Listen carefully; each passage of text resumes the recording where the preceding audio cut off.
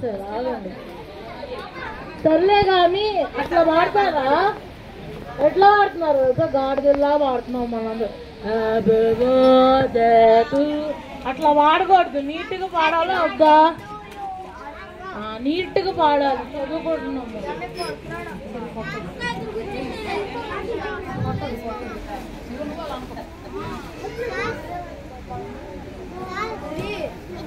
వీళ్ళకి కేక్ మీద ఏముంది కదా?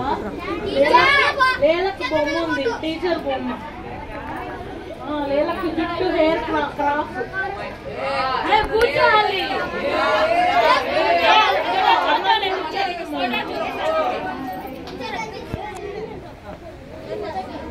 దేవుడు మనకి స్తోత్రములు.